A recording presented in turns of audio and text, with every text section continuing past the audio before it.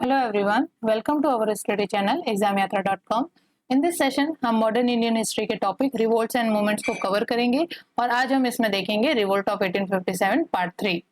इसी के साथ रिवोल्ट ऑफ 1857 के पार्ट 3 के साथ हमारी रिवोल्ट एंड मूवमेंट्स वाली सीरीज आज से खत्म हो जाती है। नेक्स्ट सेशन के अंदर हम स्टार्ट करेंगे इंडियन नेशनल मूवमेंट।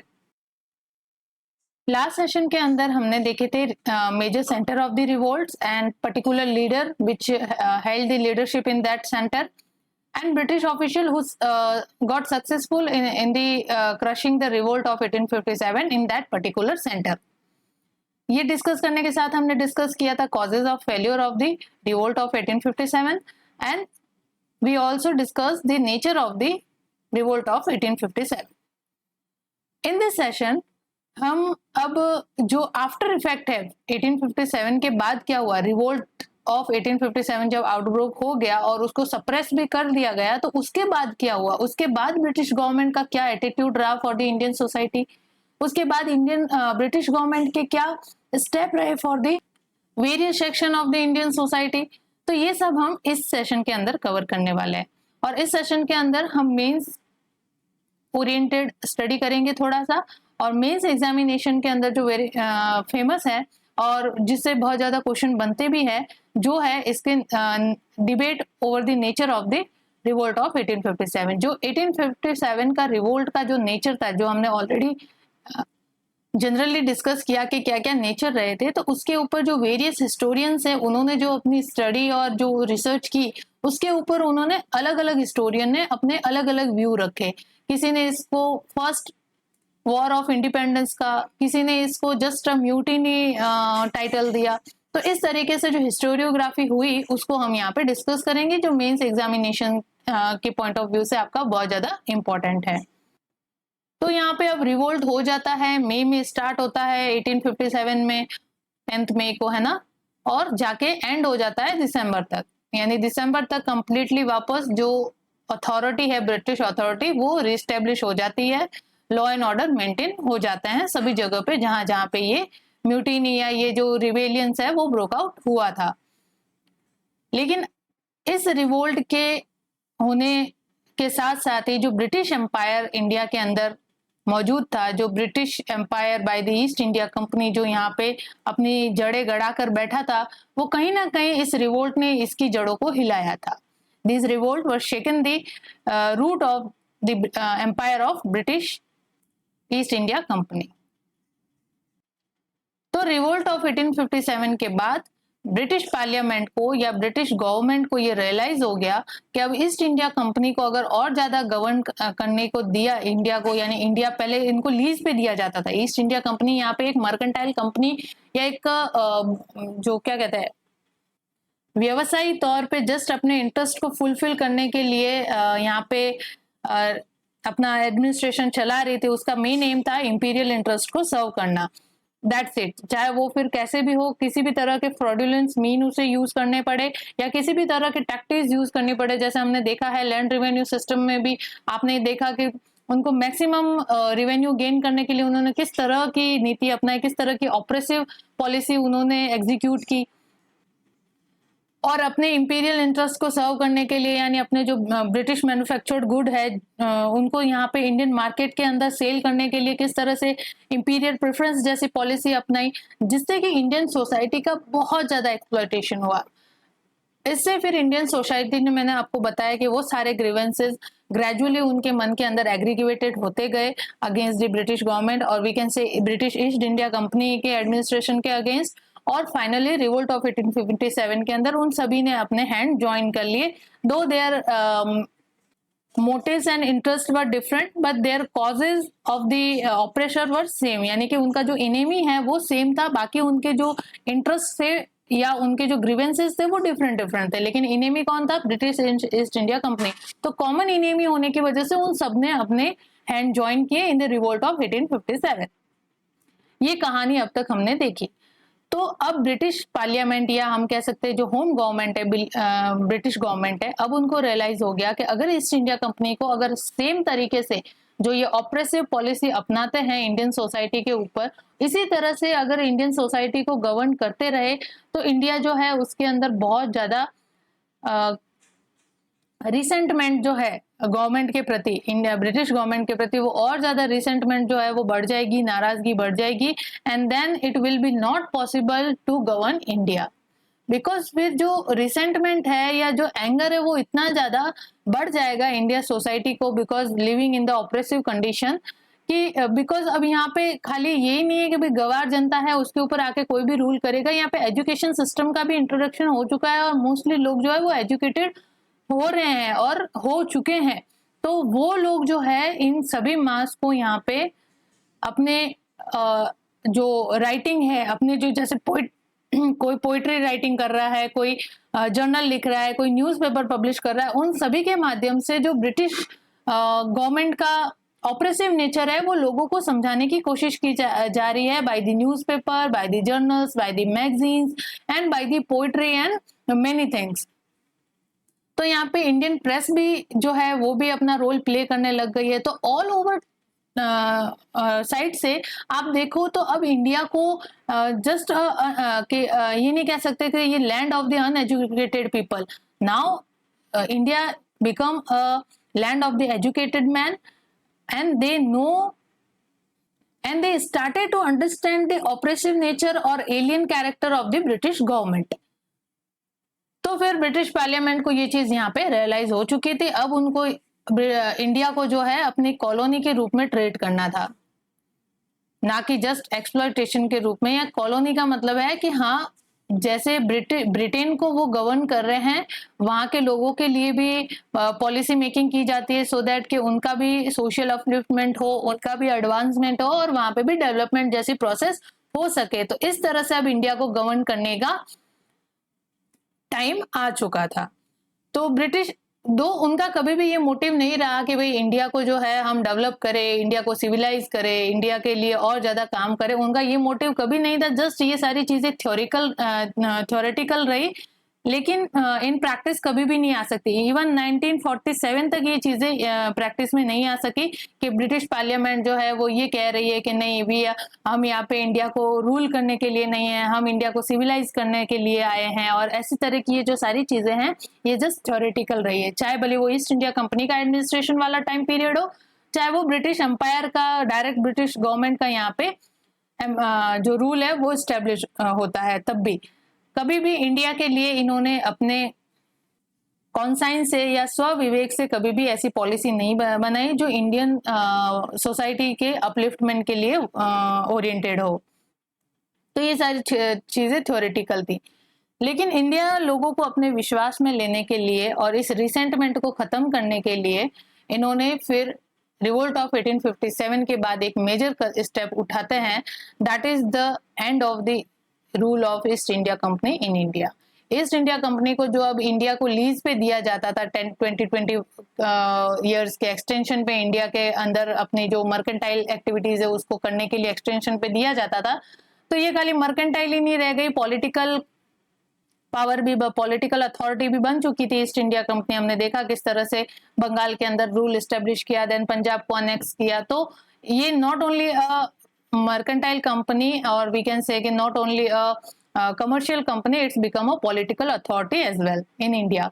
तो अब ईस्ट इंडिया कंपनी का जो रूल है वो इंडिया से एंड हो जाता है after the revolt of 1857 and by the passing the Indian government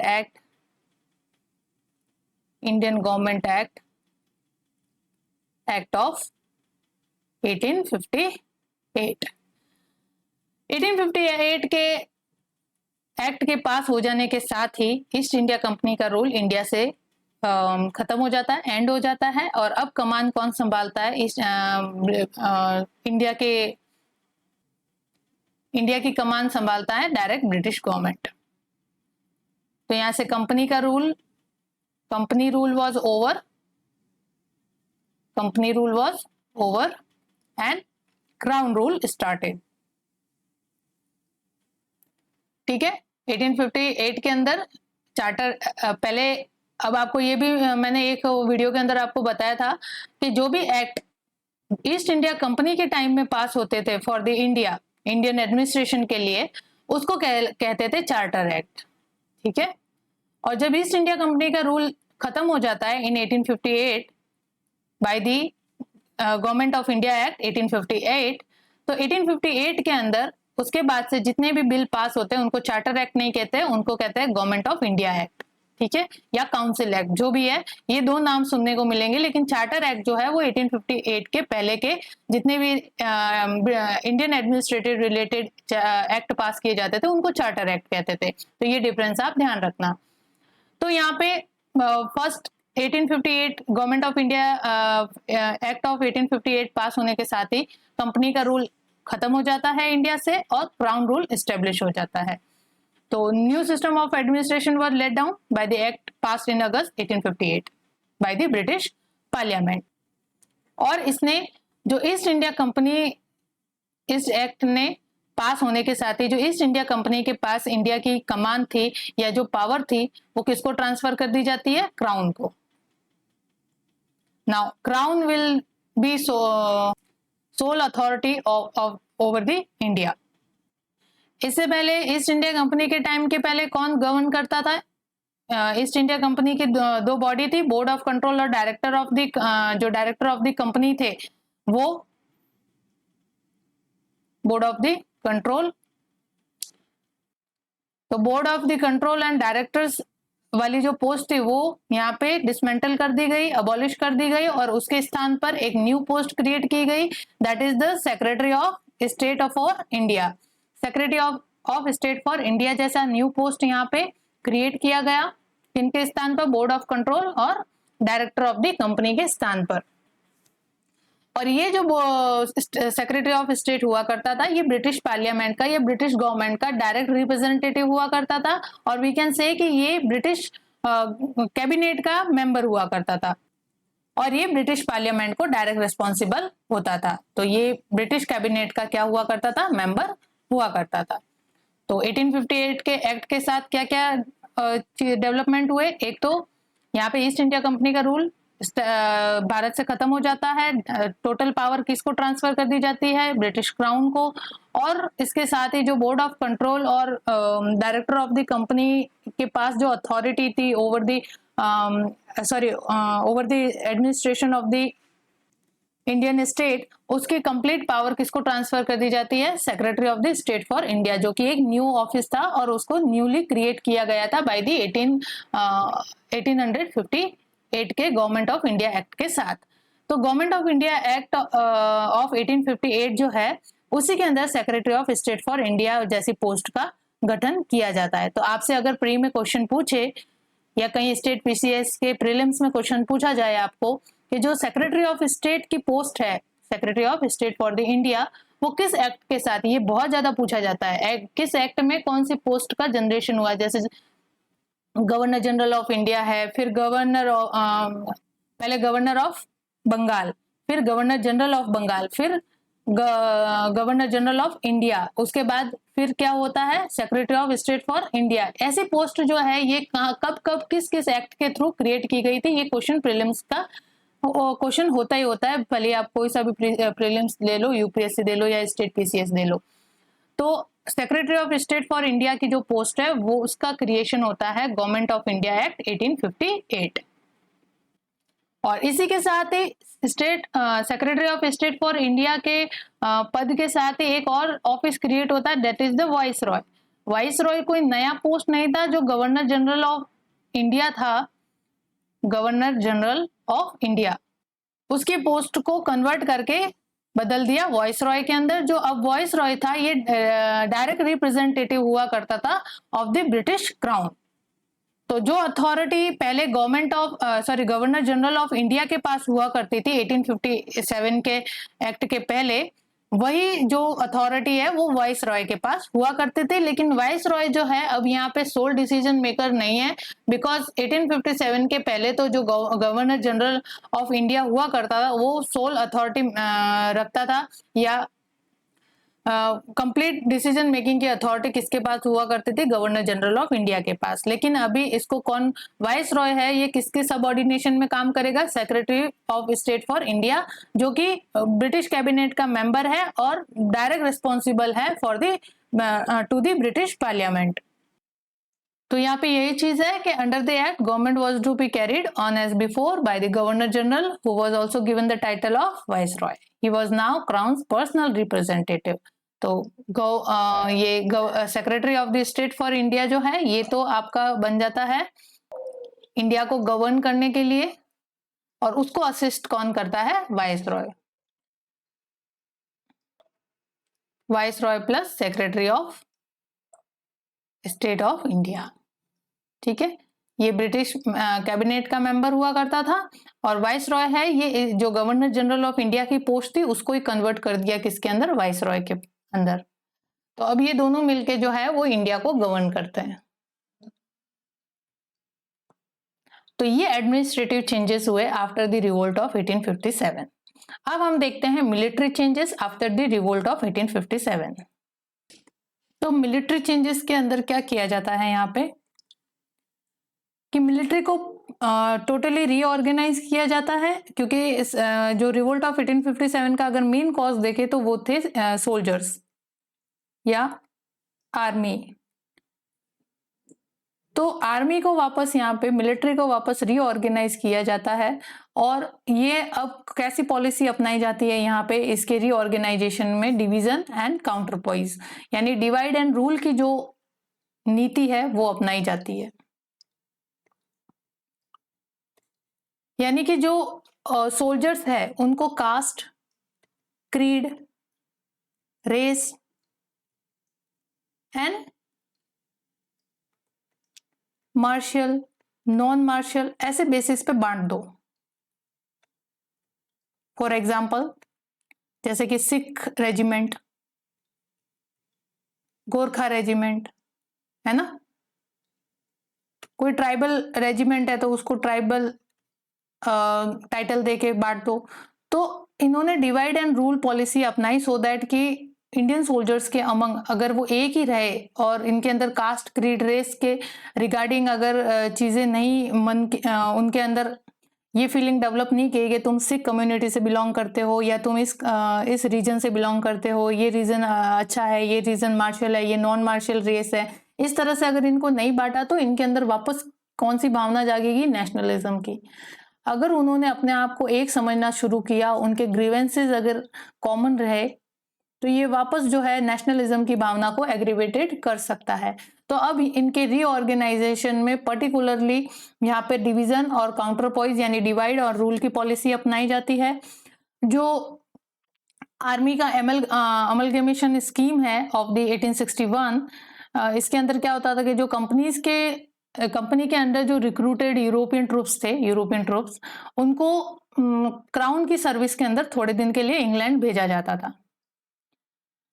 इसलिए भेजा जाता था कि इनको लगता था कि यहाँ पे इंडिया में रहते रहते ये भी शायद इंडियन लोगों के प्रति यहाँ पे सेंटिमेंट्स रखने लगे हैं, और ये सेंटिमेंट्स और ज्यादा ना बढ़ जाए, ये जो यूरोपियन ट्रूप्स है ये भी इंडियन ट्रूप्स का कहीं साथ देने ना लग जाए, आगे जाके नेशनलिज्म की भावना अगर उनके अंदर डेवलप होती है या फिर और दूसरा कोई रिवोल्ट ब्रोकआउट होता है तो कहीं ये यूरोपियन ट्रूप्स भी इन इंडियन लोगों के साथ सिंपैथी या सेंटिमेंट्स रखते हुए इनका साथ ना दे ले। इस वजह से जो कंपनी के यूरोपियन ट्रूप्स थे, पर्टिकुलर कौन से ट्रूप? यूरोपियन ट्रूप्स जो थे उनको क्राउन की सर्विस में भेजा जाता था, वहां पे थोड़े दिन वहां पे ट्रेनिंग दी जाती थी, सो दैट कि उनके अंदर इंडियंस लोगों के प्रति एम्पैथी या सेंटिमेंट जो है उनको वो वहां से इरेज कर सके, और उनके अंदर जो इंडिया के प्रति कोई भावना है, जो सिंपैथी वाली भावना है या ऐसी चीजें है वो वहां से इरेज कर सके उनके माइंड से, एंड कंप्लीटली जो उनकी लॉयल्टी है वो ब्रिटिश क्राउन के प्रति हो, ऐसा उनको वहां पे ट्रेन किया जाता था। तो और जो यूरोपियन ट्रूप्स इंडिया में थे उनको कॉन्स्टेंटली रिनोवेट किया जाता था सो दैट कि उनके अंदर नेशनलिज्म की भावना ना उत्पन्न हो, और उनको टाइम टू टाइम जो है इंग्लैंड में क्राउन की सर्विस के लिए भेजा जाता था। इस चीज को है, इस प्रोसेस को कहा जाता है link battalion scheme. Link battalion scheme के अंदर सिंपल सी बात है, यूरोपियन ट्रूप्स को इंडिया के प्रति कहीं सेंटिमेंट्स उनके अंदर यहाँ पे रहते रहते डेवलप ना हो जाए, या एम्पैथी जो है वो डेवलप ना हो जाए इंडियन सोल्जर्स के लिए या इंडिया के लोगों के लिए, तो उनको उन चीज़ से या उस मेंटल स्टेट से बाहर निकालने के लिए, कंप्लीटली उनकी लॉयल्टी को ब्रिटिश क्राउन के प्रति करने के लिए उनको ये स्कीम के थ्रू, लिंक बटालियन स्कीम के थ्रू यूरोप भेजा जाता था और वहाँ पे थोड़े दिन के लिए उनको क्राउन की सर्विस में वहाँ पे ट्रेनिंग दी जाती थी या क्राउन की सर्विस में उनको रखा जाता था। इसी को कहते हैं द लिंक बटालियन स्कीम। सो वो जस्ट इसीलिए बनाई गई कि यूरोपियन ट्रूप्स को इंडियन जो ट्रूप्स थे या इंडियन सोल्जर्स थे उनके साथ अटैचमेंट को रोका जाए। और मिलिट्री के अंदर जो यूरोपियन ट्रूप्स थे, जो यूरोपियन मैन थे या यूरोपियन ट्रूप्स थे, उनको इंक्रीज किया गया। मिलिट्री के अंदर जो यूरोपियन ट्रूप्स थे उनकी संख्या को इंक्रीज किया गया then their Indian counterpart. जो इंडियन सोल्जर्स थे उनकी भर्ती को कम किया गया और ज़्यादा से ज़्यादा किन की भर्ती को, यूरोपियन ट्रूप्स को, उनके नंबर को इंक्रीज किया गया कि अगर वापस ऐसा कोई रिवोल्ट ब्रोक आउट होता है तो उसको इजीली क्रश किया जा सके by the European troops. Otherwise वो इंडियन सोल्जर्स की अगर और ज़्यादा रिक्रूट करते या उनका नंबर इंक्रीज करते तो हो सकता है कि नेक्स्ट ऐसे रिवोल्ट के अंदर उनको और ये चीज़ भारी पड़ जाए। तो यहाँ पे यूरोपियन ट्रूप्स का अपने इंडियन काउंटर पार्ट से संख्या जो है वो बढ़ा दी जाती है या रेशियो जो है वो बढ़ा दिया जाता है। और इन यूरोपियन ट्रूप्स को जो स्ट्रैटेजिकल जगह जो पोजीशन थी, स्ट्रैटेजिकल लोकेशन जो हुआ करती थी इंग्लैंड की, सॉरी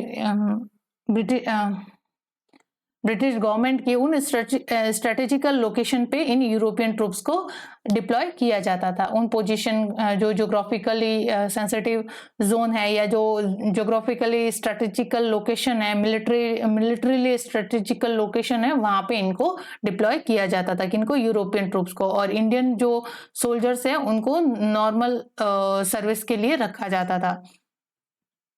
ठीक है, जो आंतरिक विद्रोह वगैरह, जो इंटरनल डिस्टर्बेंस वगैरह जैसी चीजें होती हैं उनको सप्रेस करने के लिए वगैरह इंडियन ट्रूप्स का यूज लिया जाता था।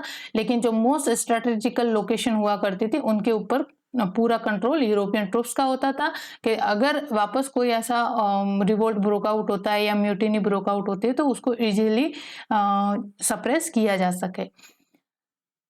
और इसी के साथ ही यहाँ पे जो आर्टिलरी थी, जो आर्मी की आर्टिलरी थी और जो टैंक्स और आर्मर्ड वाली जो ब्रांचेस थी, उनके ऊपर टोटल कंट्रोल किनका रखा गया? यूरोपियन हैंड्स के अंदर ही उनको रखा गया। उनके ऊपर किसी भी इंडियन सोल्जर्स या इंडियन ऑफिसर को अपॉइंट नहीं किया गया। और जो आर्मरी और आर्टिलरी कंप्लीटली थी वो किनके हाथों में रही? यूरोपियन हैंड्स में रही। और जो ओल्ड पॉलिसी है इनकी कि इंडियंस को जो हायर पोजीशन है मिलिट्री के अंदर उनसे एक्सक्लूड रखा जाए, उसको और ज़्यादा स्ट्रेंथन कर दिया गया और ज़्यादा उसको स्ट्रिक्टली मेंटेन किया गया कि कोई भी इंडियन सोल्जर है वो हायर पोस्ट पे ना पहुंचे या उसको हायर पोस्ट पे रिक्रूट नहीं। सारी हायर पोस्ट किनके पास रहेगी? यूरोपियंस के पास रहेगी। ये वाली जो पहले से ही इनके पॉलिसी अपनाई जा रही थी in the recruitment in army, ये और ज़्यादा स्ट्रिक्ट कर ली गई। ठीक है, और 1914 तक हम देखते हैं कि कोई भी इंडियन जो है वो सूबेदार की पोस्ट से आगे नहीं बढ़ पाया। तो ये जो पॉलिसी थी कि excluding Indian from the officers corps, वो पॉलिसी है उसको स्ट्रिक्टली मेंटेन किया गया। और आर्मी के अंदर जो डिवाइड एंड रूल और डिस्क्रिमिनेशन की जो पॉलिसी है वो और ज़्यादा स्ट्रिक्ट की गई और ज़्यादा स्ट्रेंथन किया गया। मिलिट्री को कास्ट रिलीजन बेस पे बांटा गया। जैसे कास्ट के अगर आपको रिलीजन के नाम पे दूं तो जैसे सिख है, सिख रेजिमेंट एक अलग से हो गई। फिर या ट्राइबल या ऐसी कोई अलग से कम्युनिटी है तो कम्युनलिज्म की भावना बढ़ाने के लिए जैसे गोरखा रेजिमेंट नाम दे दिया। तो ऐसे अब आर्मी को जो है वो किस तरह से डिवाइड किया जा रहा था? On the basis of religion, on the basis of caste, on the basis of tribal identity और on the basis of regional loyalties। जो जैसे कि मैंने बताया अवध के केस के अंदर, Awadh was main centre of the revolt consider किया जाता है क्योंकि जो ब्रिटिश आर्मी के अंदर सोल्जर्स थे वो कहाँ से ज़्यादातर आए थे? अवध के नवाब की आर्मी से। तो वो जो सोल्जर्स थे वो अवध से सेंटिमेंट रखते थे, अवध से सिंपैथी रखते थे। और जब अवध का एनेक्सेशन हुआ तो वो भी, उन्होंने भी म्यूटिनी के अंदर अपने हैंड ज्वाइन किए और उनके अंदर भी जो ब्रिटिश गवर्नमेंट के अगेंस्ट एंटी ब्रिटिश भावना थी वो इसी वजह से आई थी कि उन्होंने अवध का अनेक्सेशन कर दिया था। तो ये एग्जाम्पल रीजनल लॉयल्टीज का। तो अब इन रीजनल लॉयल्टीज को और ज्यादा जो है एग्रीवेटेड किया गया bye the British government in the military troops. तो मिलिट्री जो इंडियन ट्रूप्स थे उनको कम्युनलिज्म की भावना से ओतप्रोत किया गया, यानी कम्युनलिज्म की भावना उनके अंदर बढ़ाई गई, कास्ट एंड रिलीजन के बेस पे उनको बांटा गया, ट्राइबल आइडेंटिटी के ऊपर उनको बांटा गया। इस तरह से तो उनको बांटते गए ये, सो दैट कि ये एक ना हो जाए और उनके अंदर वापस नेशनलिज्म की जो फीलिंग है वो डेवलप ना हो जाए। तो नेशनलिज्म के सेंटिमेंट्स इनके अंदर डेवलप होने से रोकने के लिए ब्रिटिश गवर्नमेंट ने इन सोल्जर्स को, इंडियन ट्रूप्स को रिलीजन, कास्ट, क्रीड और रीजनल लॉयल्टीज के ऊपर बांटना शुरू किया। इवन यहाँ पे मार्शल और नॉन मार्शल जैसी जो पॉलिसी है उसको भी अपनाया गया। क्या है मार्शल एंड नॉन मार्शल? वो सारे सोल्जर्स या वो सारे रेजिमेंट जिन्होंने, या वो सारे इंडियन सोसाइटी के लोग जिन्होंने ब्रिटिश गवर्नमेंट का इस रिवोल्ट ऑफ 1857 में सपोर्ट किया, उनको मार्शल रेस के नाम से टाइटल दे दिया, और बाकी जिन्होंने अगेंस्ट लड़े ब्रिटिश गवर्नमेंट के, उनको क्या कह दिया कि ये नॉन मार्शल है। तो इस तरह से डिवाइड करने की पॉलिसी जो है वो यहाँ पे स्टार्ट होती है। और हमने देखा कि मिलिट्री को कंप्लीटली यूरोपियनाइज कर दिया गया, यानी कंप्लीट जो अथॉरिटी है या मिलिट्री का कंप्लीट कंट्रोल किनके हाथों में होगा? यूरोपियन ट्रूप्स के हाथों में होगा। इंडियन सोल्जर्स अभी भी रिक्रूट होंगे, लेकिन उनको लोअर रैंक पे रखना है, अंडर द सबऑर्डिनेशन में रखना है टू द यूरोपियन ऑफिसर्स। तो इस तरह की अब ये डिवाइड एंड रूल पॉलिसी जो है वो और ज्यादा स्ट्रेंथन की गई। तो इस तरह से एडमिनिस्ट्रेटिव चेंजेस हुए और मिलिट्री चेंजेस हुए। 1858 का एक्ट जो है हमने और अच्छे से कवर कर रखा है। यहाँ पे हमने और ज्यादा डिस्कस नहीं किया इसके बारे में, क्योंकि हमने 2 टॉपिक ऐसे कवर कर रखे हैं, 2 हमारे सेशन हो रखे हैं जिसके अंदर various act pass during the British rule. एक तो वो सेशन आप देख लेना, उसमें कंप्लीटली जितने भी from the charter act to Indian government of India act जितने भी थे उसको अच्छे से कवर किया गया है। तो आप इस टॉपिक को जब पढ़ो तो उसको वहां से लिंक करते हुए पढ़ना, आपको इजीली ये सारा जो सिनेरियो है वो क्लियर हो जाएगा। और इसी के साथ हमने कॉन्स्टिट्यूशनल डेवलपमेंट भी करके एक वीडियो किया था, यानी policy related with 3 acts. Topic का नहीं, वीडियो का जो टाइटल है वो है पॉलिसी रिलेटेड टू 3 एक्ट। उसके अंदर भी सारी चीजें आपको इजीली जो है वो समझ में आ जाएगी कि किस तरह से रिवोल्ट ऑफ 1857 के बाद से एडमिनिस्ट्रेटिव चेंजेस जो है वो एग्जीक्यूट किए गए। अब हम देखते हैं British attitude after the revolt. Revolt के बाद में जो ब्रिटिश लोगों का एटीट्यूड था फॉर द इंडियन सोसाइटी और for the various section of the Indian society, we can say, उनके प्रति किस तरह का एटीट्यूड हुआ। किसी के लिए पहले अगर वो थोड़ा सा सिंपैथी रखते थे, उनके अगेंस्ट हो गए, और किन्हीं के प्रति उन्होंने समझा कि नहीं ये तो हमारे अपोजर है, तो उनके प्रति उन्होंने वापस जो है फ्रेंडशिप वाला एटीट्यूड अपनाया। तो किस तरह से ब्रिटिश लोगों का एटीट्यूड जो है वो various section of the Indian society के टुवर्ड्स बदलता है आफ्टर द रिवोल्ट ऑफ 1857, तो वो हम इसमें कवर करते हैं। तो पहला देखते हैं attitude towards the princely states. तो यहाँ पे एटीट्यूड टुवर्ड्स प्रिंसली स्टेट क्या रहता है कि जो डॉक्ट्रिन ऑफ लैप्स की जो पॉलिसी थी, जो लॉर्ड डलहौजी के द्वारा अनेक्सेशन की पॉलिसी अपनाई गई थी, तो डॉक्ट्रिन ऑफ लैप्स को मेजर पॉलिटिकल कॉज कंसीडर किया जाता है इन द रिवोल्ट ऑफ 1857। तो रिवोल्ट ऑफ 1857 के बाद से डॉक्ट्रिन ऑफ लैप्स को है वो अबॉलिश कर दिया जाता है, और ब्रिटिश लोगों ने फिर जो प्रिंसली स्टेट थे उनको फिर सक्सेशन का राइट प्रोवाइड करवा दिया कि जो उनका अडॉप्टेड हेयर होगा वो उनकी जो थ्रोन है उसको असेंड कर सकता है, यानी जो लेजिटिमेट सक्सेसर है वो उनका अडॉप्टेड हेयर भी हो सकता है। बिकॉज डॉक्ट्रिन ऑफ लैप्स में क्या होता था कि ब्रिटिश जो थे वो यहाँ पे कोई भी प्रिंसली स्टेट है और वो जो विदाउट मेल हेयर हो या उसका कोई लेजिटिमेट उत्तराधिकारी ना हो, तो फिर उसको उस स्टेट को, उस प्रिंसली स्टेट को डॉक्ट्रिन ऑफ लैप्स के थ्रू यहाँ पे ब्रिटिश डोमिनियन में या ब्रिटिश पैरामाउंटेसी के अंदर मर्ज कर दिया जाता था। तो झांसी के अंदर भी सेम कॉन्स्पिरेसी हुई and in the doctrine of left में झांसी की रानी को जो उसका अडॉप्टेड हेयर था उसको सक्सेशन का राइट नहीं दिया गया और उसके चलते झांसी का अनेक्सेशन जो है उसका प्रपोजल पास किया गया। तो इस वजह से वहां पे भी ये क्लैश उत्पन्न हुआ।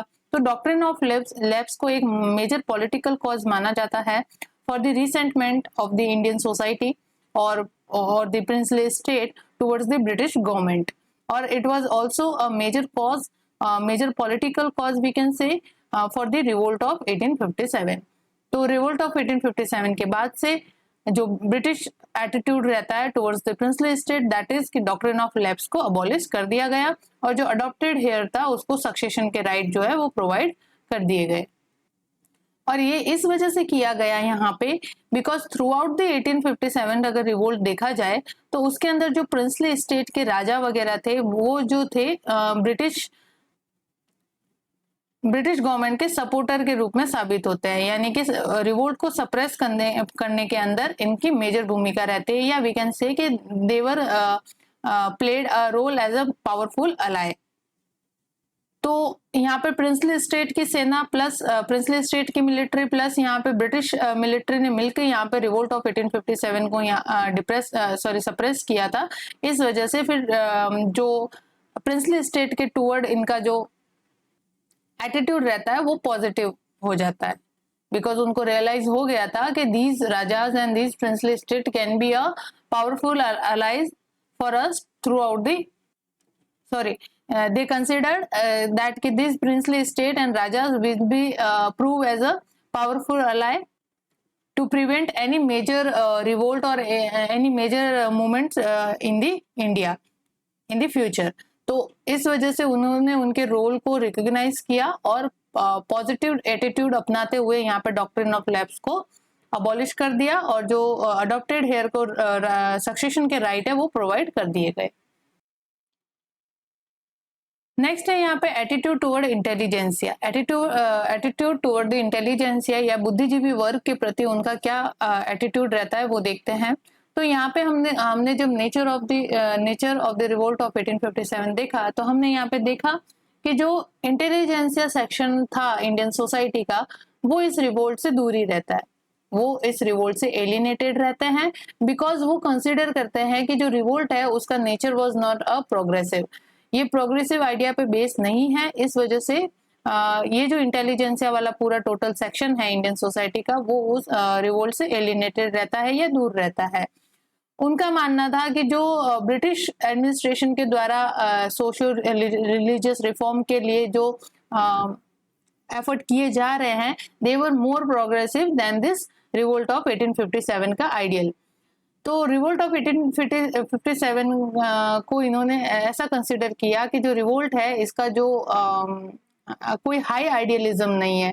They want to re-establish the feudalism. They want to re-establish the medievalism. That's why they are not progressive in outlook. That's why this intelligentsia remain alienated from this revolt of 1857. लेकिन बाद में क्या होता है कि यही इंटेलिजेंसिया जो है वो ब्रिटिश जो अथॉरिटी है या ब्रिटिश पैरामाउंटेसी उसको चैलेंज करना शुरू करते हैं। यही इंटेलिजेंसिया जो पहले यहाँ पे ब्रिटिश के अलाय होते हैं वो बाद में ब्रिटिश लोगों के खिलाफ होने लगते हैं because day by day in progressive ideas की वजह से जो ब्रिटिश लोगों ने इंट्रोड्यूस किए थे उन प्रोग्रेसिव आइडिया का इनकल्केशन और ज्यादा इंडियन सोसाइटी के इन इंटेलिजेंसिया सेक्शन के अंदर होने लगा और उनके अंदर ये नेशनलिज्म की भावना है या नेशनल कॉन्शियसनेस जो है वो धीरे धीरे डेवलप होने लगी। नाउ अब जब टाइम पीरियड आता है आफ्टर द रिवोल्ट ऑफ 1857 तब उनको लगने लगता है कि 1857 जो रिवोल्ट था भले वो प्रोग्रेसिव आइडिया से कहीं दूर था, प्रोग्रेसिव आइडियाज का आउटलुक उसका नहीं था, लेकिन सच में उसने जो है एक फॉरेन पावर के अगेंस्ट जो है सिर उठाने की जरूरत की। इन लोगों ने जो सोल्जर्स इसमें पार्टिसिपेट किए, जिन लोगों ने जो लीडर्स रहे उन्होंने एक फॉरेन पावर के अगेंस्ट जो है अपनी आवाज उठाने को और अपने ग्रीवेंसेस को उनके सामने एक फोर्सफुल या एक मास एजिटेशन के रूप में रखने के लिए हिम्मत की। तो उन्होंने फिर इस 1857 को बाद में रिवोल्ट जो है उसको जस्ट म्यूटिनी कंसिडर नहीं करके एक वॉर ऑफ इंडिपेंडेंस के रूप में उसको कंसिडर करना शुरू किया। और धीरे धीरे इन इंटेलिजेंसिया के अंदर जब नेशनल कॉन्शियसनेस बढ़ने लगी तो इस वजह से अब ये जो इंटेलिजेंसिया वाला सेक्शन है ये ब्रिटिश इंटरेस्ट के जो है वो एंटागोनिस्ट होने लगे या विरोधी होने लगे।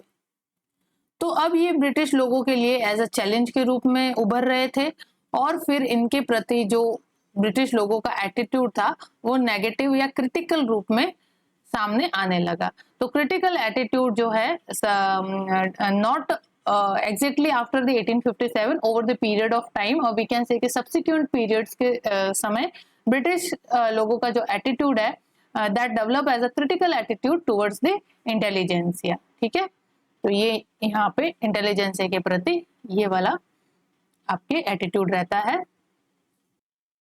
Now next is attitude toward Muslims. अब यहाँ पे मुस्लिम्स के टुवर्ड्स क्या एटीट्यूड रहता है पहले कि रिवोल्ट ऑफ 1857 के बाद में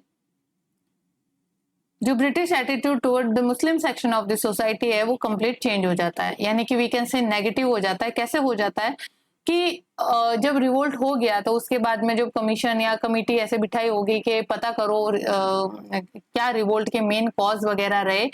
तो इस चीज पे बहुत ज्यादा डिबेट चली और डिबेट के साथ ये नतीजा निकलता है, ये कंक्लूजन निकलता है कि जो मुस्लिम थे they were the really conspirator और we can say the Muslim were real Muslim were the real entity who plot this revolt. ठीक है, कैसे अब इसका के लिंक करते कि चलो बताओ कैसे कि किस वजह से मुस्लिम लोगों को ये इस रिवोल्ट का मेन जिम्मेदार माना जाए। तो कि भाई देखो इन्होंने जाके दिल्ली में जाके क्या किया, बहादुर शाह जो मुगल एम्परर के रूप में है या मुस्लिम सेक्शन को रिप्रेजेंट करता है इंडिया के अंदर, उनको यहाँ पे इंडिया का एम्परर डिक्लेयर कर देते हैं। तो इस वजह से दे वांट कि मुगल जो एम्पायर है वो वापस रीस्टेब्लिश हो, that is the representation of the Islam. तो इसको जो बहादुर शाह सेकंड को यहाँ पे जब इंसर्जेंट्स के द्वारा उनको एम्परर ऑफ इंडिया डिक्लेयर किया जाता है तो उसको इस तरह का क्लियर कट इंडिकेशन माना जाता है बाय द ब्रिटिश गवर्नमेंट कि ये मुस्लिम लोगों के मेलिफाइड मोटिव्स है जो कि हमारी सत्ता को यहाँ से थ्रो करना चाहते हैं और यहाँ पे वापस जो इस्लाम की सत्ता है उसको रिस्टेब्लिश करना चाहते हैं। तो इस वजह से बहादुर शाह का एम्परर ऑफ इंडिया डिक्लेयर करना, इनको ऐसा लगता है कि इस पूरे रिवोल्ट के पीछे जो है वो मुस्लिम प्लॉट है, जबकि हमने देखा ऐसा नहीं है। सारे के सारे सोल्जर्स जो है वो खाली मुस्लिम ही थोड़ी थे जो दिल्ली गए। मेरठ छावनी के अंदर विद्रोह करने के बाद 10 मई को वो सारे के सारे सोल्जर जो थे 2000 सोल्जर्स, उसके अंदर मुस्लिम और हिंदू दोनों ही थे। लेकिन देवर इन कंफ्यूजन स्टेट कि भाई अब आगे रिवोल्ट तो कर दिया, चैलेंज तो पोज कर दिया, लेकिन इसके बाद की क्या स्ट्रेटजी है या उसके बाद हम किस तरह का इंडिया चाहते हैं, उनके पास ऐसी कोई प्लानिंग और प्लॉटिंग नहीं थी। इस वजह से उन्होंने जो भी उनको मेजर पॉलिटिकल लीडर के रूप में दिखा, जैसे कि उस समय मुगल सत्ता सबसे टॉप पे हुआ करती थी, तो उनको ही उसने क्या कर दिया कि डिक्लेयर बना दिया कि यानी वो इतना सब इंडिकेशन करना चाहते थे वो सोल्जर्स कि हम जो है वो कॉलोनियल रूल के खिलाफ है, बस हमें कॉलोनियल रूल नहीं चाहिए, इसके बदले हमें कोई भी रूलर जो होगा हमारा पॉलिटिकल लीडर वो चलेगा। तो इस तरह की घटना हुई थी और इसकी वजह से उन्होंने ब्रिटिश लोगों ने मुस्लिम्स के टुवर्ड्स कंप्लीटली जो है वो नेगेटिव एटीट्यूड अपनाया। फिर आपको 1857 एरा के बाद में क्लियर कट हॉस्टिलिटी देखने को मिलती है टुवर्ड्स द मुस्लिम। कैसे कि मुस्लिम लोगों को अब हर सुख सुविधा से या जो भी गवर्नमेंट के द्वारा रिलीफ वगैरह मिलती है उन सब से दूर रखा गया, एंटी मुस्लिम एटीट्यूड अपनाया गया, जैसे कि उनको हर सर्विस से, उनको आर्मी वगैरह से, सबसे जो है वो रिमूव किया गया, डेलिबरेटली अटेम्प्ट किए गए सो दैट कि उनको हर प्लेस और हर रिक्रूटमेंट जैसे आर्मी है, अदर सर्विसेज है, सबऑर्डिनेट सर्विसेज है, उन सबसे वहां से रिमूव करने का जो ये एंटी मुस्लिम एटीट्यूड है वो कंप्लीटली 1857 एरा के बाद से अपनाया गया। तो मुस्लिमों के प्रति जो है उनका नेगेटिव एटीट्यूड यहाँ पे देखने को मिलता है after the revolt of 1857। Next यहाँ का आपका आ जाता है एटीट्यूड टुवर्ड जमींदार्स। अब जमींदारों के प्रति इनका क्या एटीट्यूड रहा, तो यहाँ पे हमको देखने को मिलता है कि जो रिवोल्ट ऑफ 1857 हुआ उसके पहले जो सिविल रिबेलियन हुए जो finally culminated into the revolt of 1857, और वी कैन से कि सिविल रिबेलियन का एक्सटेंडेड फॉर्म ही है रिवोल्ट ऑफ 1857। तो उसके सोशल बेस के अंदर अगर हम देखें तो वहां पे हमको डिपोज जमींदार्स भी देखने को मिलते हैं। तो ऐसा नहीं है कि सारे के सारे जो जमींदार्स थे वो ब्रिटिश लोगों के अगेंस्ट हो गए थे, ऐसे बहुत सारे जमींदार थे जो अभी भी ब्रिटिश लोगों के प्रति लॉयल थे because they were enjoying the privileges provided by the British government. तो दैट्स वाई जितने भी मेजर जमींदार थे ये वही जमींदार थे जिन्होंने रिवोल्ट में भाग लिया जो खाली डिपोज हो चुके थे, तो इनकी संख्या बहुत कम थी, लेकिन जो मेजॉरिटी ऑफ द जमींदार कम्युनिटी है they remain the supporter of the British government through out this revolt. तो इस रिवोल्ट को सप्रेस करने के अंदर, रिवोल्ट ऑफ 1857 को सप्रेस करने के अंदर जमींदार ने बहुत मेजर रोल प्ले किया। तो यहाँ पे इस वजह से इनको कंसिडर किया गया as a breakwater in storm. तो यहाँ पे ब्रेक वाटर का मतलब क्या है, एक ऐसा स्ट्रक्चर होता है समुद्र के अंदर बनाया जाता है जो टाइड्स वगैरह की लहरें आती है उसको वो डाइवर्ट करता है या उसको तोड़ देता है।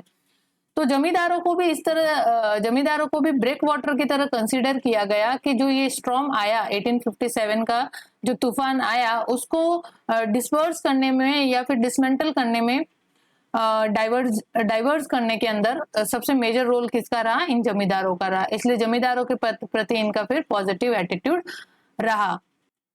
तो क्या पॉजिटिव एटीट्यूड के उनको फिर और ज्यादा मतलब प्रो जमींदार एटीट्यूड अपनाते हुए उनकी जो लैंड थी जिनसे मतलब मान लो जिन किसी ने भी जिनको डिपोज भी जमींदार किया गया था लेकिन स्टिल वो लॉयल था ब्रिटिश गवर्नमेंट के प्रति, तो उसको उसकी जमीन जो है वो रिस्टोर कर दी गई और उनके इंटरेस्ट जो है वो और ज्यादा प्रोटेक्ट किए गए by making laws and all. उनको और ज्यादा प्रॉपर्टी राइट, जो लैंड के प्रॉपर्टी राइट है उनसे उनको और ज्यादा उनके अधिकारों को और ज्यादा स्ट्रॉन्ग किया गया है ना, और उनको इंडियन लोगों का एज अ ट्रेडिशनल लीडर जो है वो कंसिडर किया गया। और इसी के साथ ही जो जैसे ये अपन नहीं कहते हैं राय बहादुर, ये उपाधियां जो है राय बहादुर ये ब्रिटिश टाइम में दी गई टाइटल्स है जो उन जमींदारों को दी गई जो कंप्लीटली लॉयल रहते थे for the British government, sorry to the British government, that is Rai Bahadur, Shamsher बहादुर,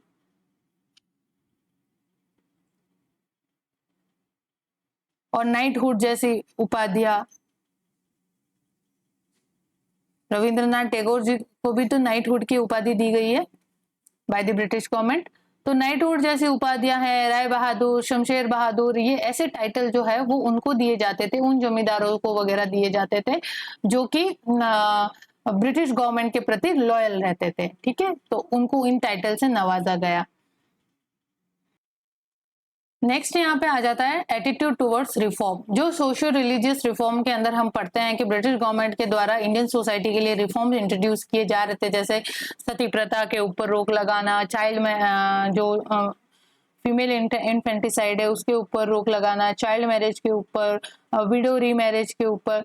तो उनका इस रिफॉर्म के अगेंस्ट जो ऑर्थोडॉक्स सोसाइटी थी उसने भरसक विरोध किया था इन रिफॉर्म्स का। ठीक है, दे डोंट वांट कि any foreign power will interfere in their religious matter और इन देयर ट्रेडिशनल मैटर, जो उनको डियरली जो ट्रेडिशन उनके लिए डियरली वैल्यूड थे। तो जो ये रिफॉर्म्स ब्रिटिश गवर्नमेंट के द्वारा इंडियन सोसाइटी के अंदर इंट्रोड्यूस किए गए तो वो भी एक मेजर रिसेंटमेंट का कारण बनता है। और उन सभी ने जो ऑर्थोडॉक्स सेक्शन था इंडियन सोसाइटी का, उन्होंने भी ब्रिटिश गवर्नमेंट के प्रति इन सब कारणों की वजह से ही रिसर्जेंट्स या रिबेलियंस का हाथ, रिबेल्स का यहाँ पे जो हैंड है वो ज्वाइन किया था। तो फिर रिवोल्ट ऑफ 1857 के बाद में उन्होंने कहा कि चलो जाने दो, हमें कोई रिफॉर्म वगैरह इंट्रोड्यूस करने का या इंडियन सोसाइटी के अपलिफ्टमेंट के बारे में हमें सोचने को कोई भी नहीं पड़ी है। उन्होंने फिर यहाँ से ही 1857 के बाद में एंटी रिफॉर्म पॉलिसी अपनाई या फिर non interference in the religious matter वाली पॉलिसी अपनाना शुरू किया। तो जो सोसाइटी का ट्रेडिशनल फैब्रिक है उसके अंदर लीस्ट इंटरवेंशन और जहां तक पॉसिबल है नॉन इंटरवेंशन की पॉलिसी अपनाना शुरू किया। और मॉडर्नाइजेशन की प्रोसेस के अंदर अब ब्रिटिश लोगों का जो इंटरेस्ट है वो धीरे धीरे खत्म होने लगा और जो वी कैन से कि little interest they showed in the process of modernisation by the British. तो 1857 के बाद में रिफॉर्म्स के प्रति जो एटीट्यूड है उनका वो नेगेटिव रहता है, नेगेटिव या फिर वी कैन से कि लीस्ट इंटरवेंशन।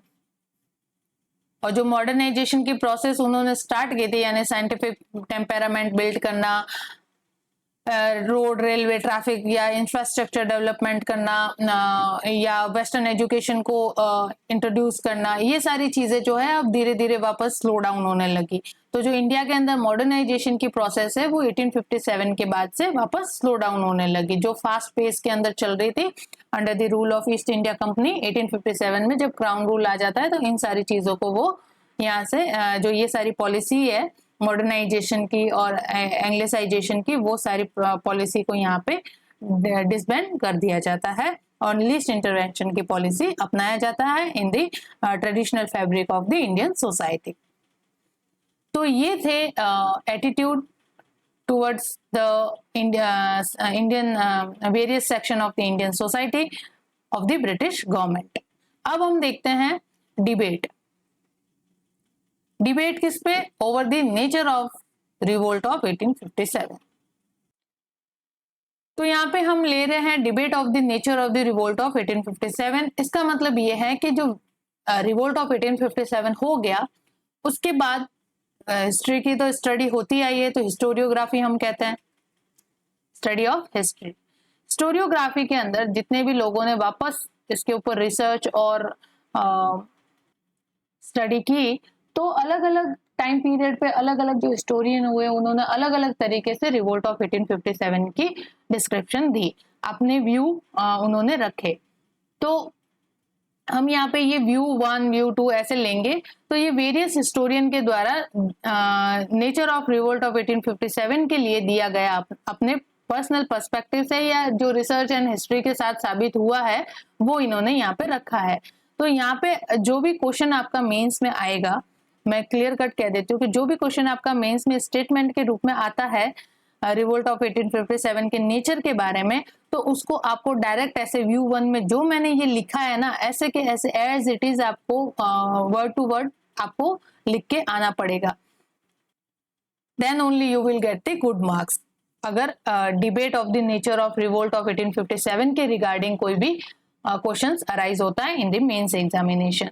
तो यहाँ पे ऐसे नहीं आएगा कि debate of the nature of the revolt of 1857 के व्यूज लिखिए, ऐसा क्वेश्चन नहीं आता है। यहाँ पे स्टेटमेंट के रूप में आते हैं, आपको वहां पे पता लगाना पड़ता है कि हाँ क्रिटिकली एग्जामिन पूछ रहा है, nature of the revolt of 1857 के बारे में है, थीम आपको पता चल जाएगी, क्रिटिकल एग्जामिनेशन टेल वर्ड पता चल जाएगा, तो आपको फिर पता चल जाएगा कि कौन सा व्यू रखना है इसके अंदर, कौन से व्यू को यहाँ पे लिखना है। तो हम लेते हैं पहला view 1 that is majorly represented by the British historian. तो आप ब्रिटिश हिस्टोरियन हैं तो आप ये सोचो कि ब्रिटिश हिस्टोरियन का नेचर ऑफ रिवोल्ट को क्या बताएंगे, क्या वो उसको वॉर ऑफ इंडिपेंडेंस बताएंगे, क्या उसकी प्रेजिंग करेंगे या फिर उसको एक normal law and order disturbance मान के उसको खत्म करेंगे। तो आप यहाँ पे जो सोच रहे हो वो शायद अभी जितनी भी आपने हमारे सेशन देखे हैं अगर वो आपने अच्छे से कवर किए तो आपको ये पता चल जाएगा कि ब्रिटिश एटीट्यूड क्या रहेगा। तो यहाँ ब्रिटिश हिस्टोरियन का भी सेम एटीट्यूड रहता है कि वो भी इस रिवोल्ट को एक वॉर ऑफ इंडिपेंडेंस या नेशनल वॉर या ऐसा कुछ नहीं घोषित करके क्या कह देते हैं कि ये तो normal law and order problem था और वी कैन से कि एक जस्ट म्यूटिनी थी जो कि सोल्जर्स के द्वारा यहाँ पे ब्रोक आउट होती है for their personal grievances like salary में इंक्रीमेंट नहीं देना या फिर जो ब्रिटिश ऑफिशियल को प्रमोशन होता है उनके बराबर में प्रमोशन नहीं देना और इवन वी कैन से कि हाई ऑफिशियल रैंक के ऊपर उनको प्रमोट नहीं करना, ऐसे कुछ उनके पर्सनल ग्रीवेंसेस रहे होंगे। और मेजर कॉज उस समय अगर इमीडिएट कॉज देखे तो वो थे ग्रीस कार्टरेज।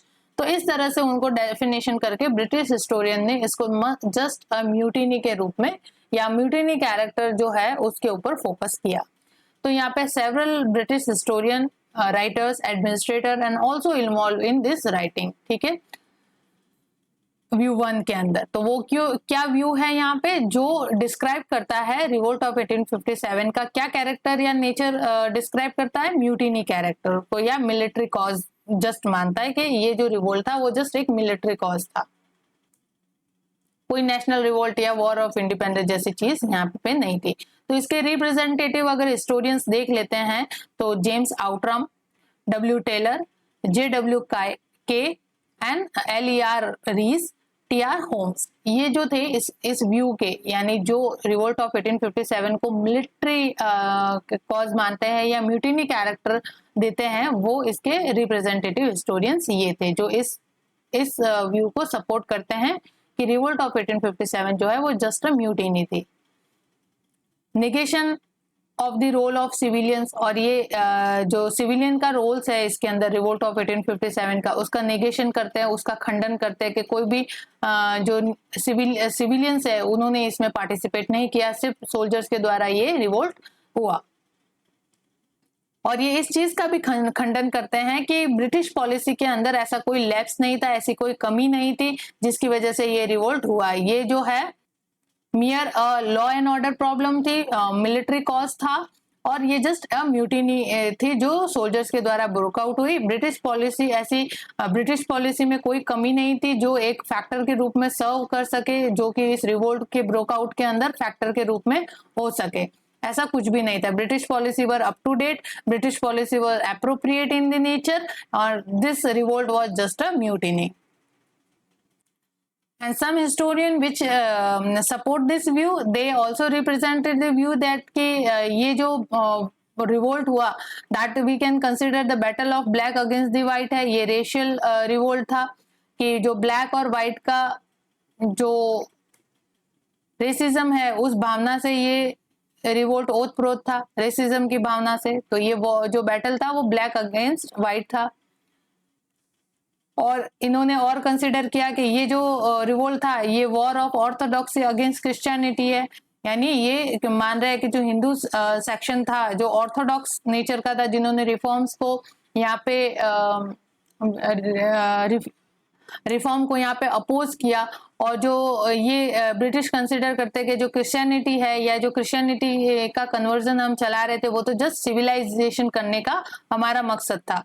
जो इंडियन सोसाइटी इतने टाइम से अंधविश्वासों में फंसी हुई है, या फिर जो सुपरस्टिशियस चीजें जैसी या नर बलि जैसी प्रैक्टिसेस वगैरह जो अनसिविलाइज्ड जो मैनर अपनाए हुए हैं उनसे उनको बाहर निकालना था। लेकिन उसका विरोध वो Orthodox society Orthodox section of the Indian society ने उन चीजों का विरोध किया। तो उन्होंने फिर इस वॉर को कंसिडर किया, इस रिवोल्ट को कंसिडर किया as a war of orthodoxy against the Christianity, और ये war between the barbarism and civilisation. और उन्होंने क्या उपाधि दी कि ये वॉर जो था ये एक बार्बरिज्म का वॉर था अगेंस्ट द सिविलाइजेशन। तो खुद को यहाँ पे सुपीरियर बताते हुए जो रिवोल्ट ऑफ 1857 के कैरेक्टर है उसको ये इंफीरियर बता रहा है। जैसे उसको ब्लैक यानी ब्लैक रेसिज्म के अंदर अगर माने तो व्हाइट को सुपीरियर माना जाता है, ब्लैक को उनको लोअर स्टेटस पे माना जाता है रेसिज्म के अंदर। Then Christianity and orthodoxy same system के क्रिश्चियनिटी को सिविलाइजेशन या सिविलाइज रिलीजन माना जा रहा है, और ऑर्थोडॉक्सी को यहाँ पे वापर इंफीरियर सुपरस्टिशियस जैसी चीजों से ग्रसित माना जा रहा है। देन बार्बरिज्म यानी कि जो जंगलीपन है उसको यहाँ पे शो किया जा रहा है रिवोल्ट ऑफ 1857 में, बिकॉज ये कंसिडर कर रहे हैं कि जो भी म्यूटिनीज थे they were behaving like the undiscipline mob, कोई उनमें डिसिप्लिन नहीं था। और जबकि जो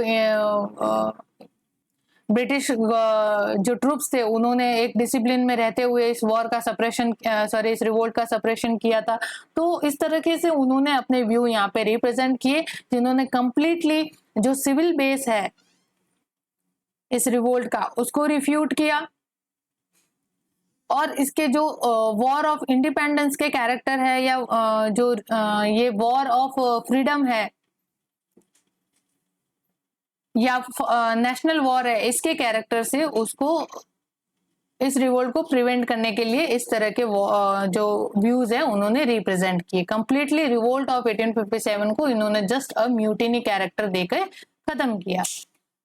लेकिन यहाँ पे आपको एक काउंटर व्यू देखने को मिलता है। ये सारे व्यू जो है वो म्यूटिनी कैरेक्टर को सपोर्ट कर रहे हैं, लेकिन यहाँ पे एक काउंटर व्यू देखने को मिलता है, that is by the Benjamin Disraeli. Benjamin जो डिज़रायली थे वो ब्रिटिश पीएम थे, ब्रिटिश प्राइम मिनिस्टर थे, and the only British who presented the question that it was a mutiny और द नेशनल रिवोल्ट।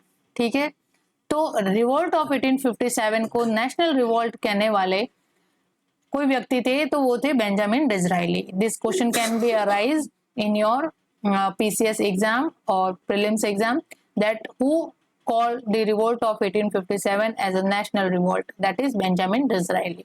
तो बेंजामिन डिज़रायली ने इन सभी के जो व्यू जिन इन हिस्टोरियंस ने रिप्रेजेंट किए थे उसका एक काउंटर व्यू दिया कि ये रिवोल्ट जो आप कह रहे हो कि खाली म्यूटिनी था, क्या ये खाली म्यूटिनी था या फिर कोई नेशनल रिवोल्ट था?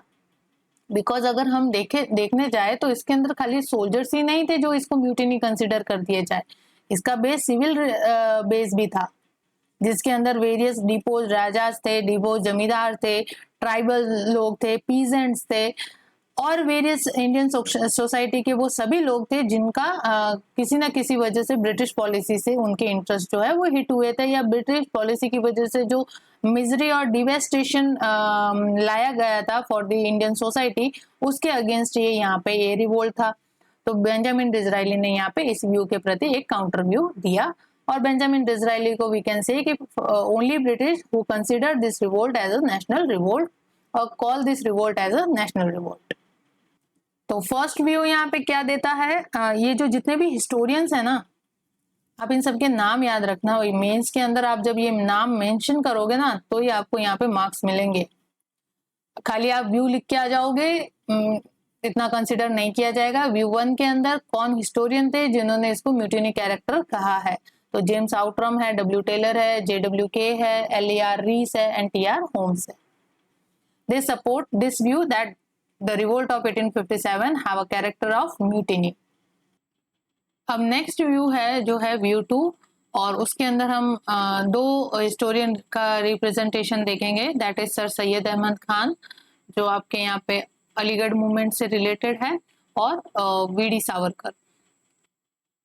तो सर सैयद अहमद खान ऑलरेडी हम आपको पता है स्कॉलर रह चुके हैं, अपने टाइम के सोशल रिलीजियस रिफॉर्म के अंदर इन्होंने अलीगढ़ मूवमेंट चलाया था, और वेरियस टाइप के रिफॉर्म्स है या जो साइंटिफिक टेम्परामेंट का डेवलपमेंट है वो मुस्लिम सोसाइटी के अंदर करने की इन्होंने कोशिश की थी। और इनका बॉयकॉट जो है वो जो ऑर्थोडॉक्स सोसाइटी या ऑथोरिटेरियन जो सोसाइटी थी मुस्लिम के अंदर, मुस्लिम के अंदर जो वो सेक्शन था जो ऑर्थोडॉक्स कैरेक्टर का था, वो इसका विरोध भी करते हैं और इनके नाम का फतवा वगैरह जारी करते हैं, यानी इसको उनको यहाँ से सोशल आउटकास्ट वगैरह किया जाता है। तो सर सैयद अहमद खान ने अपने 1860 के अंदर एक बुक लिखते हैं, बुक का नेम होता है ऐसे on the cause of Indian revolt. तो इस बुक के अंदर ये क्या बताने की कोशिश करते हैं, ये जो रिवोल्ट का म्यूटिनी कैरेक्टर है ना उसको फोकस करते हैं कि रिवोल्ट का जो कैरेक्टर था वो कम्प्लीटली म्यूटिनी था, और इसी के साथ ये कोशिश भी करते हैं अपने इस बुक के अंदर ब्रिटिश गवर्नमेंट को कन्विंस करने की कि जो ये रिवोल्ट हुआ ये it was not Muslim conspiracy against the British rule, जैसा कि ब्रिटिश लोग कंसीडर कर रहे थे कि जो पूरा 1857 का रिवोल्ट है वो मुस्लिम प्लॉट है। तो सर सैयद अहमद खान ने मुस्लिम सेक्शन को ब्रिटिश रूल की हॉस्टिलिटी से बचाने के लिए अपने इस बुक के अंदर दो व्यू पेश किया, मतलब दो पर्सपेक्टिव रखे अपने, कि एक तो उन्होंने जो ब्रिटिश गवर्नमेंट का साथ देने के लिए इस रिवोल्ट को म्यूटिनी कैरेक्टर दिया, नेशनल वगैरह चीजें नहीं बताई इन्होंने। भले ये जानते होंगे लेकिन नहीं बताए, because they want to gain sympathy from the British rule for the Muslim section. Because हमने देखा कि जो ब्रिटिश लोगों का एटीट्यूड है toward the Muslim section after the revolt of 1857 वो कैसा हो चुका था, नेगेटिव हो चुका था। वो इस रिवोल्ट का पूरा जिम्मेदार किसको मान रहे थे, मुस्लिम लोगों को मान रहे थे। तो for the regaining the sympathy from the British rule for the Muslim section, उन्होंने अपने इस बुक में ये लिखने की कोशिश की कि ये तो रिवोल्ट जो था कोई नेशनल वेशनल नहीं था, ये म्यूटिनी कैरेक्टर था और ब्रिटिश पॉलिसी वर अप्रोप्रिएट, जैसा कि व्यू 1 के अंदर हिस्टोरियंस ने कहा, जैसे जेम्स आउटरम वगैरह ने कहा, वही उसी व्यू को इन्होंने सपोर्ट किया। यानी ब्रिटिश हिस्टोरियन के जो व्यूज थे उनको सर सैयद अहमद खान ने सपोर्ट किया to gain the sympathy from the British rule for the Muslim section of the society. ठीक है, तो ये व्यू 2 के अंदर सर सैयद अहमद खान का व्यू था।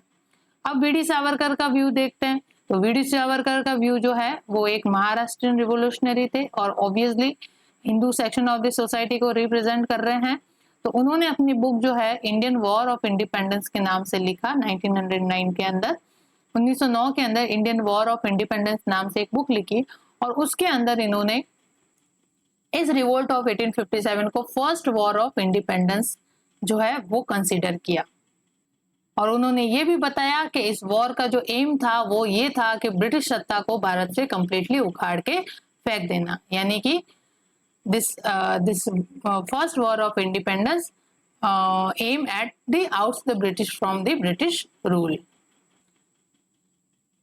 तो म्यूटिनी कैरेक्टर किन किन ने कहा, ब्रिटिश हिस्टोरियन ने कहा, सर सैयद अहमद खान ने म्यूटिनी बताया रिवोल्ट ऑफ 1857 को, और वीडी सावरकर ने इसको फर्स्ट वॉर ऑफ इंडिपेंडेंस कहा। तो क्वेश्चन आ जाए एग्जाम के अंदर कि फर्स्ट रिवोल्ट ऑफ 1857 को फर्स्ट वॉर ऑफ इंडिपेंडेंस किसने कहा, तो वो थे वीडी सावरकर। म्यूटिनी कैरेक्टर किन्होंने कहा, तो सर सैयद अहमद खान ने। इंडियन हिस्टोरियन में देख लो तो ये सर सैयद अहमद खान हो जाएंगे। बाकी जितने भी ब्रिटिश हिस्टोरियन है उन्होंने ये व्यू प्रेजेंट किया कि जो रिवोल्ट ऑफ 1857 है उसका म्यूटिनी कैरेक्टर है। ठीक है, उसके अंदर सिर्फ एक ही ब्रिटिश थे जिन्होंने ये कहा कि ये खाली म्यूटिनी नहीं था, ये क्या था,